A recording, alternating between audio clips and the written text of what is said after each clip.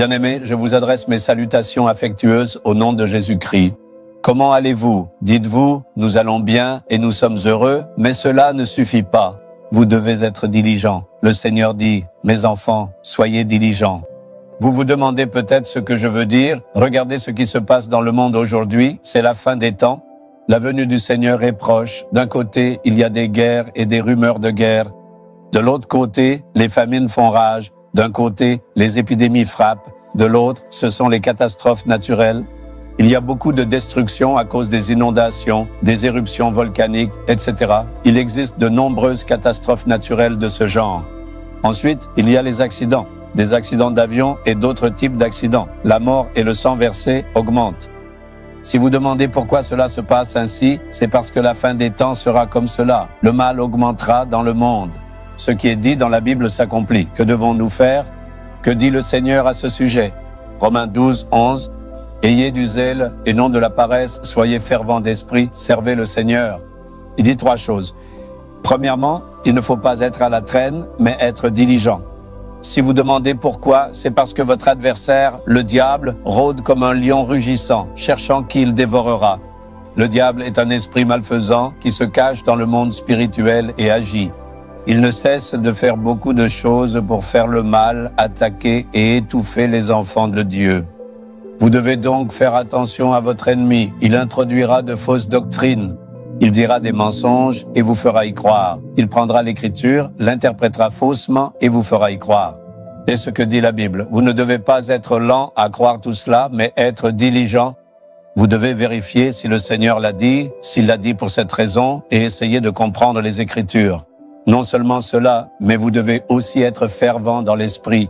Vous qui avez reçu le Saint-Esprit, parlez en langue chaque jour et soyez fervents dans l'esprit.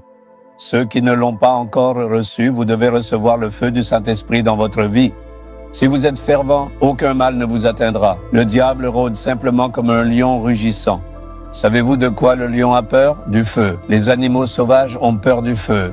C'est pourquoi ceux qui travaillent dans les plantations prennent des torches enflammées à la main lorsqu'ils se déplacent à la nuit. Les animaux ont peur du feu. Lorsque le feu du Saint-Esprit brûle en vous, Satan aura peur de vous. Il restera à distance. C'est pourquoi le Seigneur dit, soyez fervents dans l'esprit. Vous devez être remplis du Saint-Esprit et prier chaque jour. C'est pourquoi, dès que vous vous réveillez le matin, vous devez lire la Bible et prier en étant remplis de l'esprit.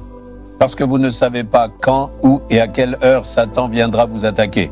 Si vous voulez le vaincre, vous devez être fervent dans l'esprit. Troisièmement, servez le Seigneur. Rendez quelques services au Seigneur. Vous ne devez pas dire, n'y a-t-il pas des serviteurs de Dieu pour cela? Vous êtes là, n'est-ce pas? Vous pouvez faire le ministère. Je travaille dans une banque. Je travaille dans une entreprise informatique. Je fais des affaires. Je vais vous soutenir. Non, ce n'est pas suffisant. Vous devez aussi prier et parler de Jésus aux autres. Servir le Seigneur ne signifie pas forcément monter sur une scène et prêcher. Au lieu de cela, il s'agit simplement de sourire à quelqu'un et de lui dire « Comment ça va? Jésus t'aime, je vais prier pour toi. » Tu ne peux pas dire cela. Tu peux dire à tes collègues ou à quelqu'un que tu rencontres aujourd'hui « Tu vas bien? Jésus t'aime. » Dis simplement le nom de Jésus. S'ils veulent en savoir plus sur Jésus, donne-leur un tract. Donne simplement un tract à quelqu'un. Tu dois servir le Seigneur de cette façon.